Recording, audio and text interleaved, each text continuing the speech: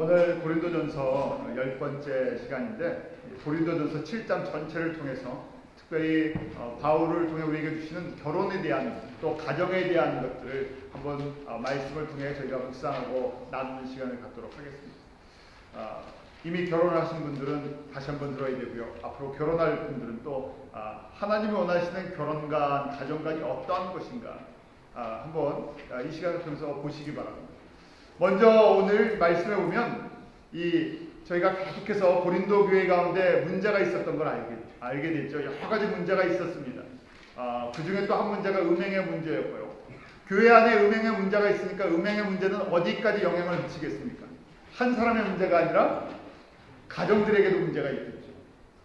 결혼할 사람들에게도 문제가 있겠죠. 이 전체적인 문제인데 저희가 잘 아는 것처럼 고린도라는 도시가 특별히 이 성적으로 타락한 도시였다 그렇게 말씀드렸잖아요.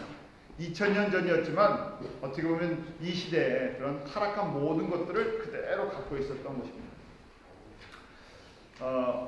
저희 한국이나 미국이나 이제 결혼이나 가정 이야기하기가 점점 어려워졌어요. 왜냐하면 성경적인 기준을 이야기하면요 많은 부분들이 걸리기 때문에 그렇습니다. 굳이 이제 통계를 이야기할 필요가 없죠. 미국이나 한국이나 이제 이혼율이 결혼한 사람을 상대로 보면 결혼해서 10년 안에 이혼하는 사람들이 50%가 돼 있어요. 미국이나 한국이나 누가 높냐 낮냐면 비교할 것이 없죠. 거의 똑같은 세계적인 추세가 그렇게 다 흘러가고 있습니다. 결국 그 이야기가 뭐냐면 우리의 가장 기본이 되는 그런 가정이 전부 흔들린다는 얘기예요. 그런데 이것이 세상에 있는 사람들만 그런 것이 아니라 지금 고린도 교회도 똑같은 문제고 세상의 어떤 영향력이 그대로 교회에 들어왔어요. 참 앞으로 점점 이 결혼 생활, 가정 생활을 갖다가 온전하게 이루어나가는 것이 쉽지가 않아졌어요. 그래서 저희가 이 시간 전체를 통해서 정신을 차리실 때가 됐습니다. 가끔 이렇게 충격적이잖아요. 익숙해지면 이 감각이 사라집니다. 그래서 오늘 고린도전서 전체를 통해서 성경에서 이야기하는 것, 그 결혼에 대해서 하나씩 굉장히 많은 내용이에요. 7장이 뒤까지 보면요 40절까지 있어서 여러분들이 꼭 집에 가서 필수적으로 읽으셔야 돼요. 제가 1절부터 40절을 다 지금 설명할 수가 없잖아요. 큰 것만, 중요한 것만 말씀을 나누는 것입니다. 첫 번째, 결혼에 대한 성경적인 원리인데 하나님이 결혼을 원하십니까? 원치 않으십니까? 가장 기본적인 거예요. 가장 기본적인. 하나님은 우리들에게 하나님의 자녀들이 결혼해서 가정을 이루어 나가기를 원하십니까? 그렇지 않습니까? 네. 원하시죠. 그게 어디 있냐? 성경에 있습니다. 자, 첫 번째, 이건 저희가 이제 결혼할 때 그 목사님들이 많이 권면해 주는 말씀인데요. 가장 기본적이고 가장 중요한 명령이에요. 창세기 1장 28절에 보면 하나님께서 뭐라고 명령하십니까? 사람을 지으시고요. 첫 번째 명령인데 우리 28절 한번 같이 읽겠습니다. 시작. 하나님이 그들에게 복을 주시며 그들에게 이르시되 생육하고 번성하며 땅에 충만하라. 땅을 정복하라. 바다의 고기와 공중의 새와 땅에 움직이는 모든 생물을 다스리라. 첫 번째 하나님께서 사람을 만드시고 주신 명령이에요. 창조의 질서입니다. 그 첫 번째가 뭐냐면 생육하고 번성하는 거예요. 그래서 남자와 여자를 만드시고요. 남자 여자 혼자 자녀를 낳을 수 있습니까? 생육하고 번성할 수 없어요. 무엇을 통해서? 가정을 통해서, 부부관계를 통해서. 이 모든 것이 다 거룩한 것입니다. 결혼을 하는 것도, 부부생활을 하는 것도, 자녀를 낳는 것도, 키우는 것도 이게 전부 거룩한 일들이에요. 그래서 그냥 낳는 것이 아니라 그 다음에 어떻게 합니까? 땅에 번성하고요. 가득 채우고 그 다음에 충만하고 모까지요. 이 땅의 모든 것을 하나님으로부터 받아서요. 다스리게 하셨어요. 이것이 하나님의 백성, 하나님의 자녀가 해야 할 일입니다. 그래서 저희가 하나님께서 요새 축복을 해주셔서 복을 주셔갖고 가장 기본적인 거지만 이거 허락 안 하시면 하나님께서 생명을 주시지 않으면요 부부가 오래돼도 자녀가 없을 수가 있잖아요. 물론 하나님께서 각자에게 주신 은혜가 있지만 일반적인 은혜입니다. 일반적인 거예요. 일반적으로 하나님께서 그렇게 살아나가기를 원하세요. 그러기에요. 나중에 이제 저희가 좀 시간을 두고 말씀을 또 다른 이제 종말론이나 여러 가지 선교나 그런 거 볼 텐데, 지난주에도 잠깐 다뤘지만 동성애는 심각하게 이것을 깨뜨리는 가장 중요한 하나님의 창조 질서를 정면으로 대적하는 것입니다. 왜냐하면 뭘 할 수가 없기 때문에. 동성애를 하게 됩니다. 자녀를 낳고 이 땅에 충만히 퍼져나갈 수가 없는, 그래서 다른 죄랑 다른 범죄하는 거랑 동성애는 심각한 문제를 갖고 있어요. 그러니까 사람들이 다른 방법으로 뭐 자녀를 낳으면 되지 않냐 하지만, 동성애는 바로 첫 번째 하나님의 사람을 만드시고 창조하시고 주신 이 명령을, 창조 질서를 완전히 깨뜨려버리는, 어떤 것으로도 타협이 안 되는 그런 죄예요. 두 번째는요, 저희가 창세기 2장 24절 말씀인데, 하나님께서 둘이 한 몸이 되라고 말씀을 하셨어요. 창세기 2장 24절 같이 읽습니다. 시작. 이러므로 남자가 본을 떠나 둘이 한 몸을 이루라. 두 사람이 한 몸을 이루어라 해서 하나님께서 일부일처에 그런 공동체를 만들게 하셨어요. 왜 여자를 주셨습니까? 남자에게요. 왜 남자에게 여자를 주셨죠? 독초하는 것이 좋지 않아서, 돕는 배필이 필요하니까. 그러니까 남자 혼자는요, 뭔가 부족하다는 거예요. 혼자 살 수도 없다는 거예요. 여자도 마찬가지죠. 그 높고 낮은 것이 아니라 남자가 갖고 있지 않는 것을 여자가 갖고 있어요. 하나님께서 여자가 갖고 있지 않은 것을 남자가 갖고 있게 하셨어요. 기능도 그렇고 그렇게 만들어 주셨어요. 그래서 돕는 배필이 필요하다 하는 것인데, 이 돕는 배필을 20절에 한번 볼까요? 20절 같이 읽습니다. 시작. 아담이 모든 육축과 공중의 새와 들의 모든 짐승에게 이름을 주니라. 아담이 돕는 배필이 없으므로, 돕는 배필을 suitable helper라고 되어 있는데, 이것이 그 부분이 채워져야 완전한 하나님의 인간의 모습을 갖고 있어요. 그러니까 가정을 이루어 나간다는 것은 뭔가 부족한 사람들이요, 온전해지는 길이에요. 하나가 되는 것이고요. 그래서 마음도 생각도 하나가 되는 것이죠. 그렇게 결혼을 비유해서 예수님과 성도의 관계를 그렇게 표현하잖아요. 예수님이 우리의 신랑이시고 우리는 예수님의 신부고. 그래서 우리가 이런 하나님께서 이런 육체 또 자연의 질서와 이런 복을 통해서 영적인 복까지 깨닫게 하십니다. 두 가지가 떨어질 수가 없는 거예요. 이것이 가장 기본적인 하나님의 명령이요, 또 질서라는 것을 여러분들이 잊지 마시기 바랍니다. 그러니까 사람들이 여러 가지 이유를 통해서 이 가장 기본적인 생육하고 번성하고 땅에 충만하고 땅을 다스려야 하며, 부부가 각자 떨어져 있는 것이 아니라 하나가 되어 가는 과정이 꼭 필요하죠. 그래서 한 몸을 이뤄서 한 하나님께 영광을 돌리게 창조가 되었는데요, 범죄하면서 이게 점점 깨지고요, 마지막 때가 될수록 사단이 이 관계를 깨뜨림으로 말미암아 하나님과의 우리의 관계를 갖다가 다 어그러지게 만들어놨어요. 가정이 어그러지면요, 그걸로 끝나는 것이 아니라 바로 어디에 영향이 갑니까? 가정이 어그러지면요, 다음 세대에 바로 영향이 가요. 그 문제가 저희들이 현대에 갖고 있는 여러 가지 문제들이에요. 자녀교육 문제부터 시작해서 또 미혼모라든지 싱글 페어런트, 이건 이미 사건이 터진 다음인데, 이 문제를 갖다가 물론 저희가 치료해야 되는 것도 있지만, 예방하는 목적에서는 하나님이 창조하신 가장 기본적인 이 가정에 대한 것들을 분명히 우리가 인식하고 있어야 되겠죠.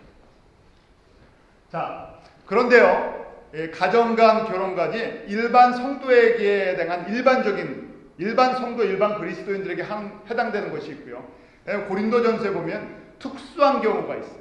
사명자나 특별한 경우에 해당되는 결혼관이 있습니다. 이 두 가지를 이제 저희가 같이 배워야 되는데요. 일반적인 하나님께서 성도들에게 베푸시는 결혼관은 창세기 1장의 가정관을 말씀하셨잖아요. 이것을 또 사도 바울이 에베소서에 보면 저희가 잘 아는 아내들과 남편들의 관계를 말씀해 줬어요. 그러니까 바울이 우리에게 결혼하지 말라고 이야기하는 겁니까? 일반적으로 뭐라고 얘기하는 거예요? 결혼해야 된다고 이야기하는 것입니다. 자, 결혼해야 되는데 결혼하면 어떻게 살아야 되는지 이게 일반 우리 그리스도인들에게 해당되는 말씀이에요. 잘 아는 말씀이죠. 먼저 아내들에게 권면해 주고 있습니다. 아내들을 어떻게 해야 되는지 가정의 달은 아직 시작이 안 됐지만 봄을 맞이하면서 여러분들이 다시금 확인하시기 바랍니다. 5장 22절 같이 읽죠. 시작. 아내들여 자기 남편에게 걱정을 죽게 하듯 누구에게 하듯 하라고요? 죽게 하듯. 왜 주라는 거예요? 왜 죽게 하듯 하라 그렇게 말씀합니까? 남편이 뭐가 되기 때문에? 머리가 되기 때문에. 그래서 남편에게 순종하라는 거예요. 아이 토를 달지 마시고 일단 그냥 말씀이니까 왜 남편이 뭐 이렇게 하지 마시고 하나님께서 그렇게 말씀하셨구나. 근데 그 안에 중요한 말이 있어요. 그 주 안에서 죽게 하듯 하라. 이게 믿음의 성도들의 가정에 속한 겁니다. 남편이 예수를 안 믿는데 교회 그만 다녀. 그럼 죽게 순종해. 더 남편에게 순종해야 되니까 교회를 이제 다니지 말아야지. 이런 얘기가 아니에요. 잘 정리해서 일반적인 우리 성도들의 가정, 믿음의 가정에 해당되는 것입니다. 자, 두 번째, 남편들에게 뭐라고 말씀합니까? 보시고 그냥 말씀하세요. 남편들아, 아내를 어떻게 사랑하라? 그리스도께서 교회를 사랑하시고 자신을 주신과 같이 사랑하라. 그러면 이런 사랑을 받는 아내들은 어떻게 하라고요? 죽게 순종하듯 하라. 이러면 가정의 문제가 없어진다는 얘기예요. 저희가 가끔 그런 얘기 하는데 너무 원리적인 얘기를 하면 그게 뭐 현실성이 있습니까? 그런데 그리스도인들이 살아가는 능력은요, 나의 힘으로 하는 것이 아니라 이게 단지 지식이 아니라 이 말씀을 갖고 내가 누구에게? 주님께 순종하고 누구의 도우심을 받으려고요? 성령의 도우심을 받을 때 이게 가능한 거지. 이 원리를 예수를 안 믿는 사람들이나 하나님의 약속을 의지하지 않는 사람들이 그냥 원리만 알아봤군요. 이것이 적용이 됩니까? 안 되죠. 결국 내가 주님을 사랑하고 섬기듯이 그 내 마음을 하나님께 맡길 때 이런 관계가 돼요. 그러기에 예수님께서 우리에게 주신 대계명에 보면 첫 번째 뭐부터 하라고 되어 있습니까? 하나님을 사랑하라. 쉽게 하나님을 전심으로 사랑하면요, 하나님의 말씀을 순종하게 돼요. 나는 그렇게 못하는데 내가 주님의 은혜를 받고 주님의 사랑을 체험하고 나를 자꾸만 낮출 수가 있죠. 칠 수가 있습니다. 그리고 내 의지가 아니라 내 안에 일어나는 하나님의 말씀에 거룩한 의지로 그렇게 순종할 때 이것이 가능해서 변화된 삶을 살 수 있는 것입니다. 자, 이 원리는 여러분들이 항상 적용하시기 바랍니다. 말씀을 아는 것으로 끝나는 것은요, 우리에게 능력이 되지 않아요. 항상 말씀은 어떻게 한다고요? 적용하고 실천해 나가는 거예요. 오늘 안 되면 또 내일 하고. 우리가 조금이라도 계속 순종해 나갈 때 변화의 역사는 내가 그리스도 안에서 변하는 것은 주님 앞에 서는 날까지 계속 변하는 거예요. 그런 은혜가 있기를 원합니다. 자, 이 일반적인 원리였으면요, 또 고린도전서 7장에 일반적인 결혼에 대한 원리를 몇 가지를 설명을 해주고 있어요. 성도들 가정 속에서요.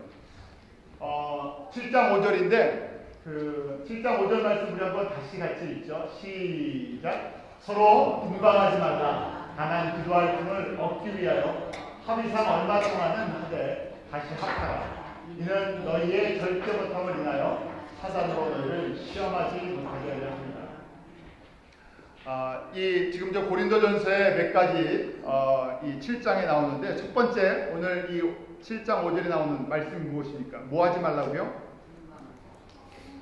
분방하지 말라. 분방하지 말라가 무슨 말입니까? 별거하지 말라. 방을 따로따로 쓰지 말라. 한국말은 분방, 방을 따로따로 쓰지 말라. 조금 더 구체적으로 정하면 더블 침대를 쓰지 말라는 겁니다.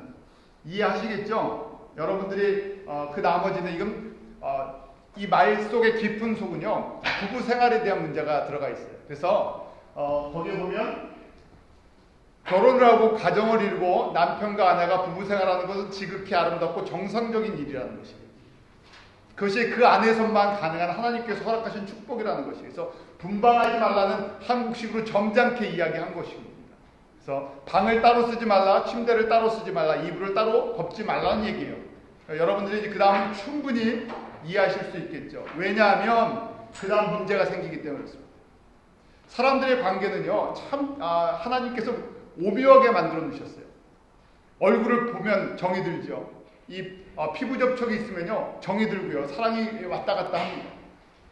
자, 두 번째는요, 그리스도 안에서 그리스도인들의 가정 속에서 주신 그 원리인데요. 여자는 누구에게서 떠나지 말라고요? 남자에게서 떠나지 말라. 이혼하지 말라는 얘기예요. 자, 7장 10절 한번 같이 읽어볼까요? 7장 10절입니다. 시작. 혼인한 자들에게 내가 명하노니 명하는 자는 내가 아니요 주시라. 여자는 남편에게서 갈리지 말고, 여자는 남편에게서 갈리지 말고, 이게 내 권면이 아니라 누가 하시는 거라고요? 예수님께서 명령하시기를 뭐 하지 말라? 이혼하지 말라는 얘기예요. 여자들에게 그리스도 안에 이미 성도가 된 사람들이에요. 세상 사람들이 다 이혼을 해도 성도들은 이혼하지 말라고 말씀하세요. 그러면 이런 질문이 거의 말씀에 보면 이혼할 수 있는 경우가 있어요. 나중에 또 말씀을 드리겠습니다. 가장 기본적인 원리는 이혼은 안 된다는 거예요. 성도들 가정 속에. 자, 그 다음에요. 남자들에게도 또 마찬가지예요. 남자들에게 세 번째 보면 이혼 증서를 써주지 말라는 얘기인데, 그건 뭐냐면 남자들도 여자를 버리지 말라는 얘기예요. 구약도 그렇고 신약시대 때도 그렇고 남자가 주도권을 갖고 있었던 시대잖아요. 여자가 사실은 경제권도 없고 독립할 수 없는 시기인데, 남자가 자기 욕심 채우느라고 여자에게 말도 안 되는 이유를 대갖고요, 쫓아낼 수 있는 것이 율법이었어요. 사람들이 참 못됐잖아요. 그래서 하나님께서 주신 율법을 나름대로 다 바꿔갖고요, 남자에게 유리하게 만들어놔서, 저희가 전에 율법 공부 잠깐 할 때 어떻게 하면 쫓겨날 수 있었다 그랬습니까? 여자를 어떻게 하면 쫓아낼 수 있어요? 저희는 다 모르시잖아요. 모르시는 게 은혜입니다. 유대인들은요, 쫓아내고 싶으면요, 트집을 잡는 거예요. 내 아내가 밥을 못해요. 그래서 아내가 밥을 해주는 게 제일 중요한 이유인데, 밥이랑 반찬을 내가 도저히 못 먹겠어요. 그래서 내가 지금 이렇게 말라가다 보면 병들어 죽게 생겼으니까 어떻게 해야 된다고요? 이혼해서 내쫓아버리고 내가 새 여자를 맞이해야 되겠습니다. 이런 엉뚱한 말도 안 되는 자기의 욕심을 채우려고 이런 법을 만들어갖고 여자를 쫓아냈다는 거예요. 그래서 바울이 지금 그리스도인들에게, 고린도에 있는 교인들이나 우리들에게 말도 안 되는 트집을 잡아갖고 여자를 내쫓아내지 말라, 이혼하지 말라는 얘기입니다. 그 다음에 네 번째 보면 의견이 갈라져서 따로 떨어져 있다가도 별거하다가도 다시 하나님의 은혜와 사랑을 깨닫고 다시 합하라 하는 것입니다. 자, 다 아시잖아요.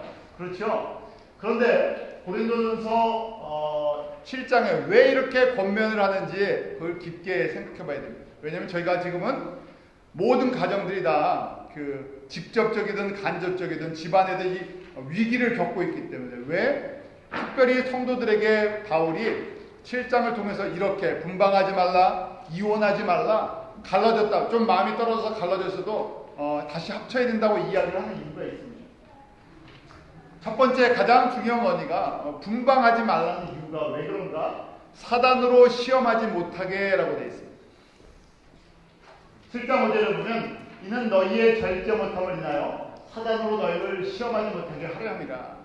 사단이 시험을 한다고 되어 있어요. 절제하지 못하고 시험에 빠진다. 쉽게 얘기하면 무슨 얘기겠습니까? 쉽게 생각하면요, 남자 여자 결혼해서 사는데요, 같이 방을 쓰지 않아요. 같은 침대를 쓰지 않아요. 그러면 어떻게 된다고요?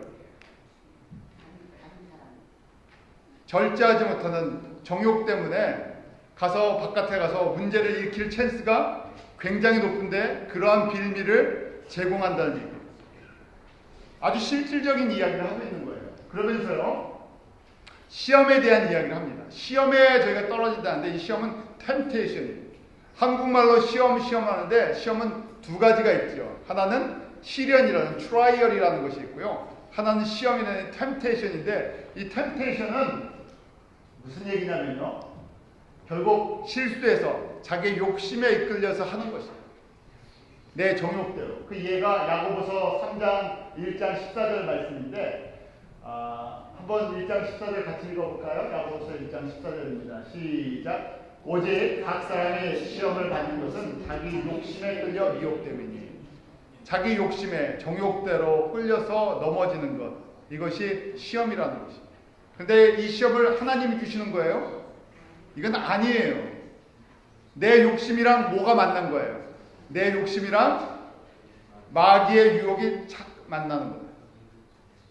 결국 부부 생활이 온전하지 못하면요, 쉽게 어디에 빠진다고요? 욕심에 끌려서 세상의 유혹에, 마귀의 유혹에 들어가니까요. 어떻게 됩니까? 한순간의 실수로 가정이 깨져나가고요. 그 다음에 자녀들이 문제가 생기고, 이것이 바깥에서만 일어나는 것이 아니라 어디에 안에서요. 지금 고린도 교회 안에서 이런 문제가 계속 발생하니까 이것 때문에 교회가 항상 들었다 놔뒀다 아주 정신이 없다는 얘기예요. 우리 그렇잖아요. 제가 전에 어떤 분을 알았었는데요. 그분은 남편 문제 때문에 그 남편 이런 문제 때문에 남편이 이런 것 때문에 한순간에 살이 10kg가 빠질 때나 쫓아다니면서 너무 신경을 쓰니까. 그래서 살이 빠진다는 것은 무엇입니까? 속에서 내가 뼈와 살이 다 녹아간다는 이 심장이 타들어가는 것이죠.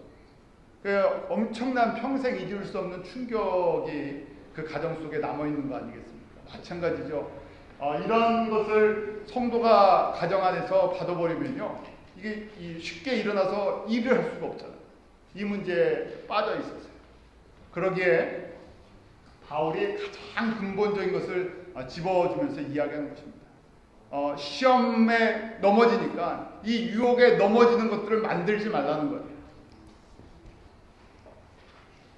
자, 그 다음에는요, 일반적인 성도들이 그 가정관을 이렇게 이제 설명해 줬고요. 그다음 사명자들, 특별히 하나님의 특별한 사명을 받은 사람들의 결혼과는 조금 다르다는 거예요. 그 말씀이 또 고린도전서 7장에 나옵니다. 고린도전서를 기록한 목적이 무엇일까 생각해 보면요, 고린도전서를 왜 기록했어요? 그냥 일반 성도로 살라고요? 아니죠. 헌신자로 살아라. 성숙한 사람들이 되라. 믿음의 열매들을 맺어가라. 그렇기 때문에 일반적인 성도의 메시지 플러스 항상 성숙한 사람들이 달려갈, 지도자로서의 달려갈 그런 것들을 항상 제시해 줍니다.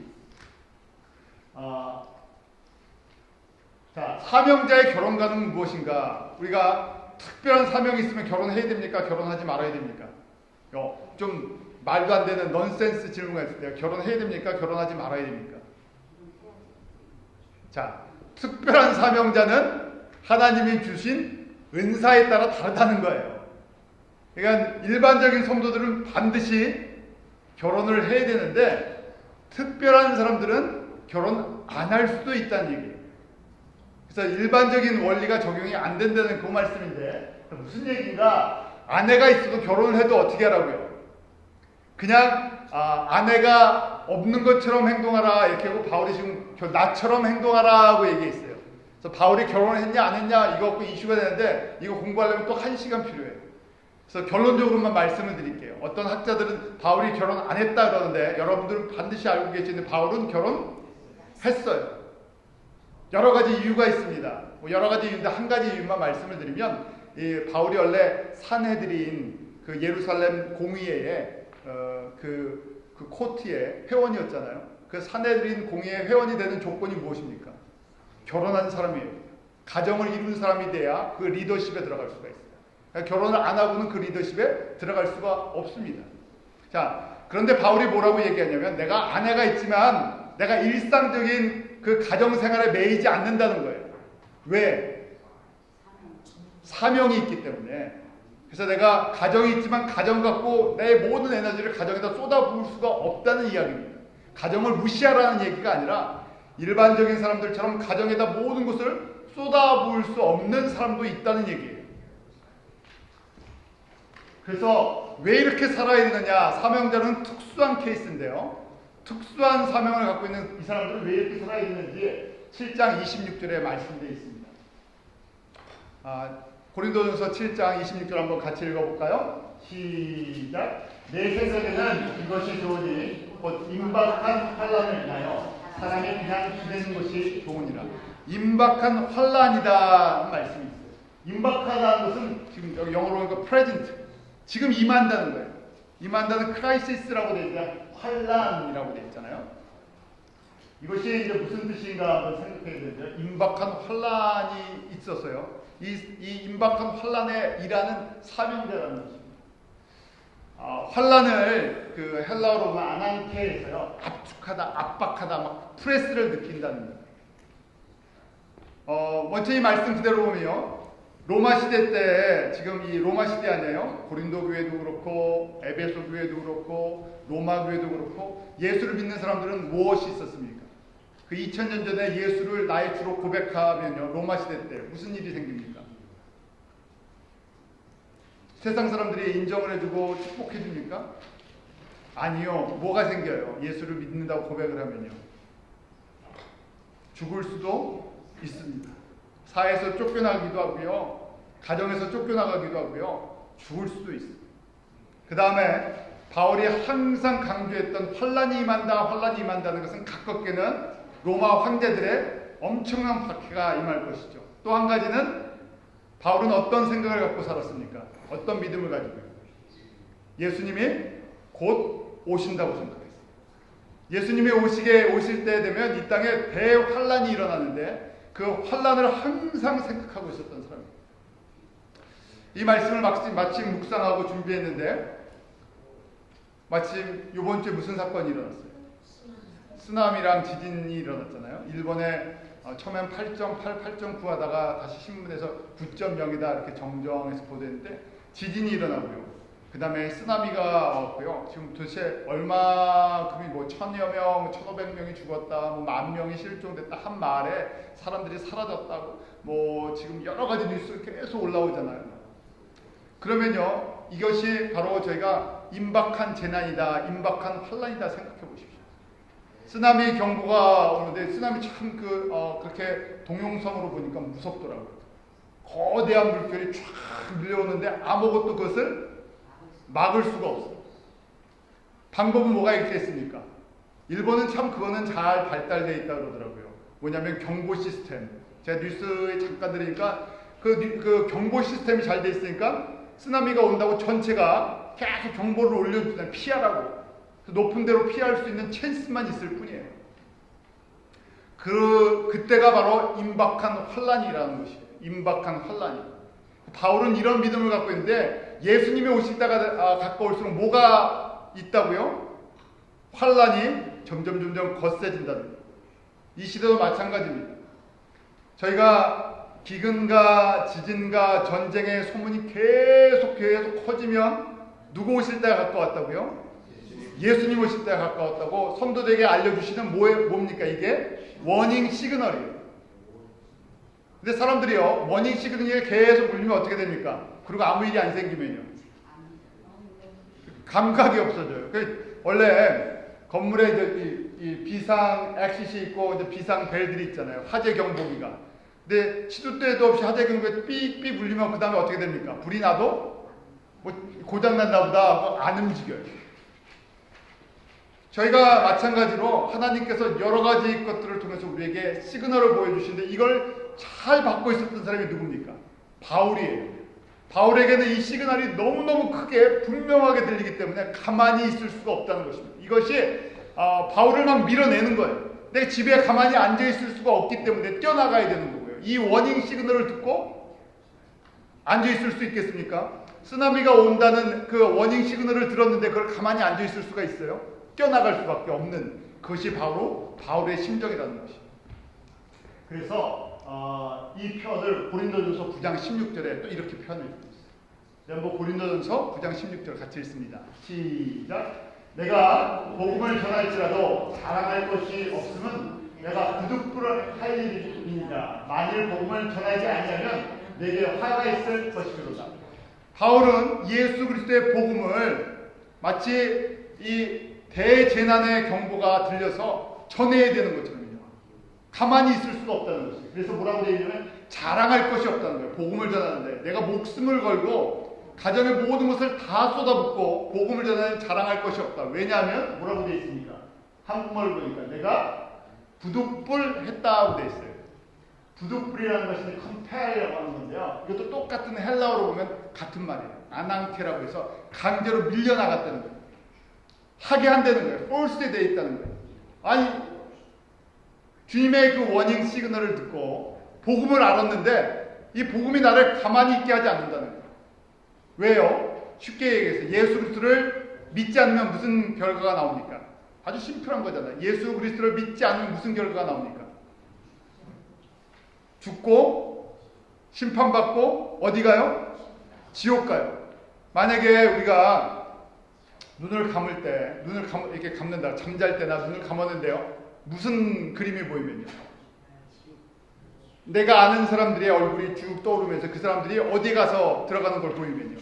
지옥불에 들어가는 게 보이면 눈을 감을 때마다 그 모습이 보이면 가만히 있을 수 있겠습니까? 가만히 있을 수 없다는 거예요. 그래서 바울에게는 이런 복음에 대한 특별한 사명이 자기 이방인들을 향한 하나님의 특별한 사명이 있었어요. 가만히 집에 머무를 수가 없었던 사람입니다. 그래서 평생을 어떻게 했습니까? 선교여행을 다니면서요. 예수 그리스도를 믿든지 안 믿든지 전할 수밖에 없었던 그것이 바울의 삶이었어요. 이런 특별한 사명이 있었기 때문에 바울이 내가 일반적인 가정의 그 성도들의 가정에 필요한 그런 원리가 적용되는 것이 아니라 특수 경우가 자기에게는 적용됐고 그러한 사람이 모든 사람이 그렇게 되기를 바라지만 모든 사람이 그런 건 아니고요. 특별하게 하나님께서 그렇게 쓰시는 사람들이 있다는 거예요.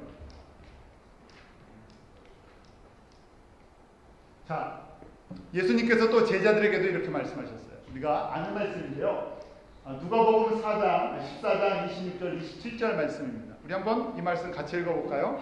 누가복음 같이 14장 26절 27절 같이 읽습니다. 시작. 무릇 내게 오는 자가 자기 부모와 처자와 형제와 자매와 및 자기 목숨까지 미워하지 아니하면 능히 나의 제자가 되지 못하고 누구든지 자기 십자가를 지고 나를 좇지 않는 자도 능히 나의 제자가 되지 못하리라.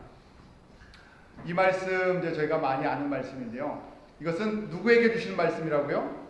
제자들에게, 특별한 제자들에게. 그러니까요, 이게 예수님 따라가는 것이 하나님의 말씀을 적당히 알면 어떻게 됩니까? 적당히 따라가고 싶은데요. 이게 잘 알면 부담스럽습니다. 왜냐하면 우리가 예수님 제자 돼야 되겠습니까? 되지 말아야 되겠습니까? 대답을 한번 해보십시오. 우리가 예수님을 믿고 예수님을 따르는 제자가 돼야 되겠습니까? 말아야 되겠습니까? 돼야 되죠. 왜 제자가 돼야 됩니까? 왜 제자가 돼야 되죠? 지난주에 말씀 들은 거 가만히 생각해 보십시오. 제자가 되면 뭘 받을 수가 있습니까? 유산을 받을. 좀 지혜로우십시오. 그냥 성도면요. 아유, 성도면 저 천국에서도 그냥 성도예요. 성도.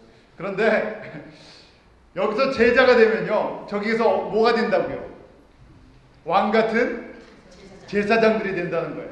근데 그 신분은 한 번 정해지면 영원하는 거예요. 그러니까 비교할 수 없는 하나님의 영광에 여러 가지 이유 중에 한 가지 이유예요. 또 내가 진심으로 주님을 사랑하면 제자가 될 수밖에 없죠. 주님의 은혜와 사랑을 알면요 따라갈 수밖에 없습니다. 이 하나님께서 덤으로 주시는 것이죠. 자, 그런데 제자들에게 뭐라고 말씀하십니까?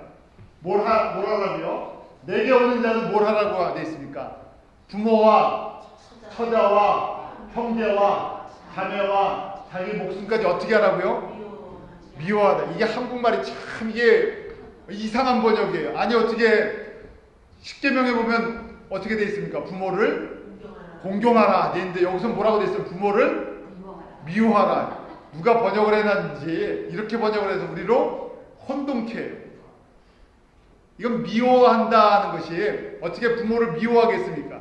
원수를 삼겠어요? 그런 얘기가 아니라 제자들에게 무엇을 가르쳐 주시기 위한 것이냐면 우선순위를 가르쳐 주기 위한 것이에요.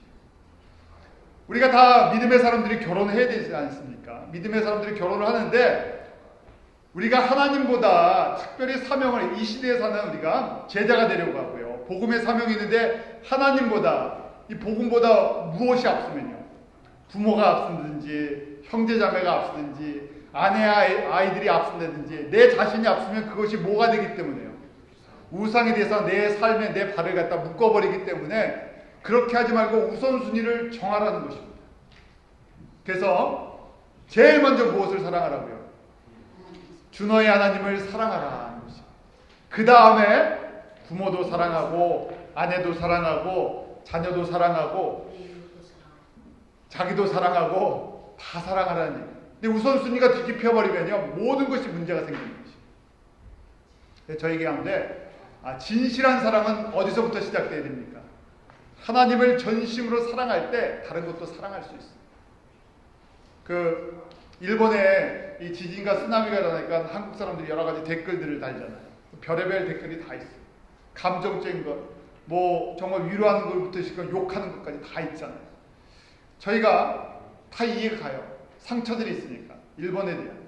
그런데 우리 그리스도인들은 어떠한 마음을 가져야 됩니까? 그리스도의 사랑을 저희가 받은 사람들은요 그 영혼들을 누구의 눈으로 봐요? 하나님, 예수님의 눈으로 보면요 다 불쌍한 사람들이죠. 그러기에 지금 이 관계도 마찬가지예요. 우리가 정말 주님을 따르고 하나님을 사랑하면요 나머지 사람들이 미워지는 것이 아니라 진짜 사랑이 무엇인지를 알고요 어떻게 섬기는지 지혜로워진다. 하나님께서 나머지는 채워주시는 천국의 맛을 느끼는데 거꾸로 하나님은 저쪽 몇 번에 갖다 놓고 내가 이거 부모, 자식, 아내 이런 거 쫓아다니면요 어떻게 됩니까? 이게 바로 문제가 생기는 가장 또 원인이 되는 우상 숭배로 들어가는 길이 되어버린다는 것이에요. 자, 그러기에 그 산상수훈에 보면 산상수훈은 제자들에게 주시는 말씀이고 또 성숙한 그리스도인들에게 주님의 사명을 받은 사람들에게 주시는 말씀인데 너희는 기도할 때 이렇게 기도하라고 가르쳐 주시고요. 또 무엇을 구하라고 하십니까? 우리 마태복음 6장 33절 저희 잘 아는 말씀이죠. 같이 읽겠습니다. 시작. 너희는 먼저 그의 나라와 그의 의를 구하라. 그리하면 이 모든 것을 너에게 더하시리라. 먼저 하나님의 나라, 하나님의 다스리심, 하나님의 그 기쁨을 저희가 구하면요. 그 다음 뭐라고 되어 있습니다. All these things will be given이라고. 나머지 건 너희들에게 누가 주시겠다는 거예요. 하나님이 구해도 구하지 않아도 이미 다 구한 거와 같다는 거예요. 왜냐하면 하나님은 사랑의 하나님이신데 하나님의 마음을 만족하게 하려고 따라오면요 하나님께서 아까워서 숨겨주시겠습니까? 그것이 아니라 말하지 않아도 다 주신다는 얘기예요. 그래서 사명자들, 성숙한 사람들은 지혜로워야 되는데요. 지혜롭기 때문에 무엇을 먼저 구한다고요? 하나님의 나라, 하나님의 관심, 하나님의 의, 하나님의 다스리심을 먼저 구하면 나머지는 우리에게 필요한 대로 하나님께서 다 채워주세요. 나에게 맞는 분량만큼. 분량이 다 있습니다. 내가 욕심을 가지고요. 내가 뭐처럼 돼야지 하는 것이 아니라 하나님이 우리에게 딱 맞는 것을 주신다는 거예요. 자, 특별한 경우에 이제 부부관계 여러 가지 이슈들이 나오는데요. 특별한 경우를 바울을 통해서 7장 후반부에 계속 정리해주고 있어요. 무슨 문제냐면요. 신앙이 다른 부부 문제가 있어요. 이거 저희가 누구나 다 겪는 문제 아니에요. 남편이 먼저 예수를 믿든지 아내가 먼저 예수를 믿든지. 근데 대부분의 가정에 보면 누가 먼저 예수를 믿게 됩니까? 여자들이 예수를 믿으면 어떻게 됩니까? 한국의 역사를 봐도요. 예수님이 아니라 우리 아내들이 엄마들이 예수를 믿으면 아빠들이 적극적으로 밀어주는 사람보다는 어려움이 있죠. 그런데 자 신앙이 다른 부분은 어떻게 되나 바울이 뭐라고 되어 있냐면요. 믿지 않는 아내 또 믿지 않는 남편이 있는 경우에 어떻게 해야 되냐고 되어 있는데요. 7장 12절 13절을 보면 그 남은 사람들에게 내가 말하오니 이는 주의 명령이 아니라 만일 어떤 형제에게 믿지 아니하는 아내가 있어 남편과 함께 살기를 좋아하거든 저를 버리지 마라. 믿지 않는데 같이 사는 걸 좋아한다. 그러면 뭐 하지 말라고요? 이혼하지 말라는 얘기예요. 자, 남편도 그렇고 아내도 그렇고 누가 먼저 믿었는데 같이 사는 걸 좋아하면요. 이 신앙 문제 때문에 이혼하지 말라는 얘기예요. 일단은 왜 그러느냐? 왜 버리지 말라, 이혼하지 말라 그러느냐? 7장 14절에 나와 있습니다. 같이 읽습니다. 시작. 믿지 않는 남편이 아내로 인하여 거룩하게 되고 믿지 않는 아내가 남편으로 인하여 거룩하게 되고 그렇지 않으면 너희 자녀도 깨끗이 못한다. 그러나 이제 거룩하다. 거룩하다는 것은 주님의 은혜를 받고 구원받았다니. 그러니까 우리 주변에서 많이 보잖아요. 먼저 아내가 믿어서 어떻게 됩니까? 다 예수님을 집안이 가족들이 믿고 남편이 믿어서 믿게 돼요. 남자가 먼저 믿으면 참 어렵습니다. 여자들은 잘 인내하는데 남자들은 잘 인내 못하잖아요. 자, 그렇지만 이 무슨 가능성이 있기 때문에 먼저 믿는 사람을 통해서 구원의 은혜가 가정에 흘러가서 누구까지 자녀들까지도 예수를 믿을 수 있기 때문에 그렇기 때문에 이혼하지 말고 사랑으로 섬겨주라는 얘기예요. 근데 이혼을 허락하는 경우가 있습니다. 성경에서 이혼을 허락하는 경우가 지금 바울에게 하나님께서 이혼을 하는 경우가 있어요. 첫 번째는 뭐냐면요. 오늘 본문에 나오는 건데 배우자 중 한 사람이 믿음이 없어서요. 난 이 사람이랑 도저히 못 살겠다 할 경우가 있어요. 이 시대를 생각하지 말고요. 초대교회나 박해가 심한 한번 이슬람 지역을 생각해 보십시오. 내가 예수를 믿었는데 이슬람 지역을 한번 예로 들어보세요. 그 모슬렘인데 내가 예수를 믿으면 어떻게 됩니까? 집안에서요. 남편이든 뭐든 가족들이 어떻게 하려고 해요? 나를 죽이려고 해요. 내쫓아버리고. 그런 특수한 경우에는 어쩔 수 없이 이혼을 할 수가 남편이 내쫓아버리고 너 예수 믿어서 내가 너 같이 못 살겠다. 그래서 이 집안이나 가정에서 쫓겨나면 이혼을 어쩔 수 없이 할 수도 신앙의 문제 때문에 있다는 얘기예요. 특수 케이스예요. 그런데 그냥 이혼하라 그러지 않고요. 바울이 뭐라고 써있냐면요.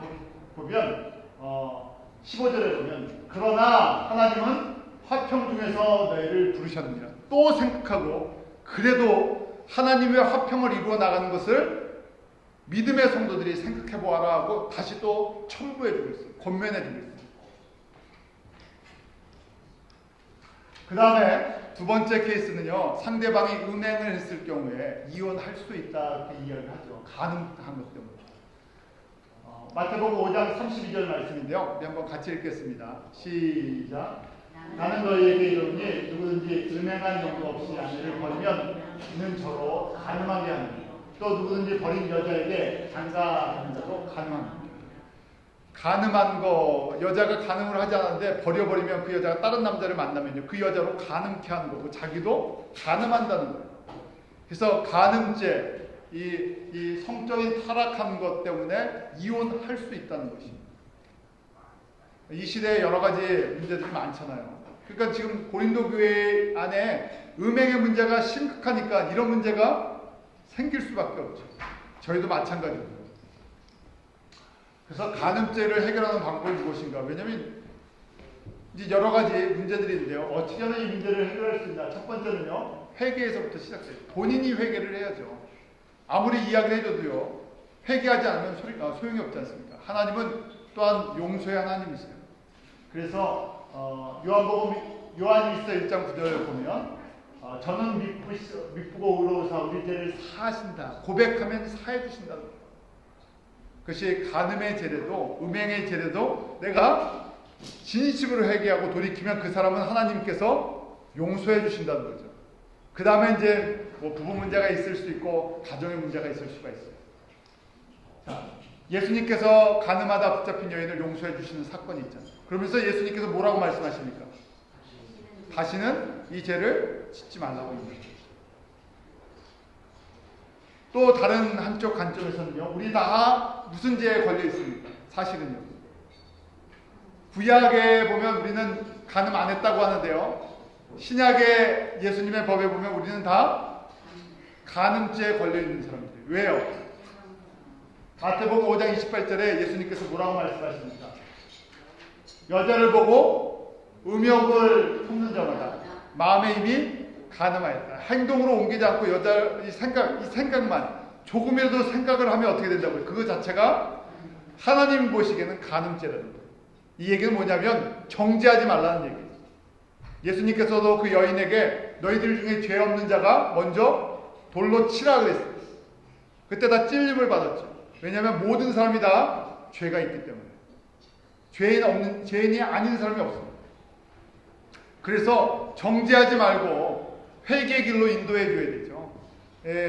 저희가 바로 예수님께서 이 말씀을 주셨는데요. 나도 우리가 이 간음죄뿐만이 아니라 우리가 나도 똑같은 사람이라는 거예요. 행동으로 옮겼느냐, 행동으로 옮기지 않았느냐에 따라 세상의 죄를 구별하지만 하나님은 행동이 아니라 어디를 보신다고요? 마음의 생각이 지나갔느냐, 안 지나갔냐. 그러니까요, 어떻습니까? 평생에 수많은 생각들이 왔다 갔다 지나가는데요. 눈을 통해서 왔다 갔다 하는데 다 우리도 똑같은 죄를 저지르는 사람들이라는 것이죠. 그래서 정죄하는 것이 아니라 바로 하나님의 은혜를 체험하고 또 권면해주고 그 길에서 돌이켜야 되고 또 돌아올 수 있도록 그런 모습들을 성도들이 갖고 있어야 된다는 거예요. 독신에 대한 이야기예요. 마지막으로 이제 독신에 대한 이야기인데, 일반적인 독신의 경우가 예수님께서 세 가지를 말씀하세요. 마태복음 19장 12절에 보면 이렇게 예수님이 말씀하시는데, 태로부터 된 고자가 있고 사람이 만든 고자가 있고 천국을 위해 스스로 고자가 된 경우가 있다고 되어 있어요. 왜냐하면 처음부터 고자가 된 것은 생리적인, 유전적인 것이에요. 태어날 때부터 문제가 있는 사람이에요. 태어날 때부터 어떤 이런 성기능이나 아니면 이런 데 장애가 있는 사람들. 그 다음에 두 번째는 사람이 만든 고자, 이거 뭘 얘기하는 겁니까? 우리 사극에 보면 왕국 궁에서 섬기는 내시들인데 이건 어떻게 합니까?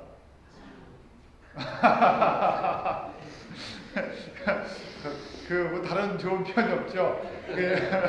그게 환관 내시들이에요. 멀쩡한데 어려서 궁에 들여보내라고 그랬습니다. 그래서 이거는 사람이 만든 고자라는 거예요. 그런데 세 번째, 우리는 첫 번째, 두 번째에 관심 있는 게 아니라 세 번째, 천국을 위해서 스스로 좀 좋게 천국을 위해서 스스로 무슨 생활을 한다고요? 독신 생활을 한다는 거예요. 그 천국을 위해서 스스로 독신하는 것이 무엇인가? 바로 내가 임박한 하나님의 환난과 복음 준 것 때문에 결혼을 안 했으면 계속 결혼 안 하고 나는 그렇게 살겠습니다. 나는 세상의 어떤 유혹이나 이런 정욕에 대해서 좀 이런 거 별로 나는 이런 데 관심이 없고 오직 복음 전하는 데만 관심이 있습니다. 그래서 사는 사람들을 어떻게 하라고요? 바울이 계속 그렇게 살아도 좋다는 거예요. 하나님의 영광을 위해서. 특수한 사람들이죠. 모든 사람이 아니라 특수한 경우에 하나님께서 허락하시는 것입니다.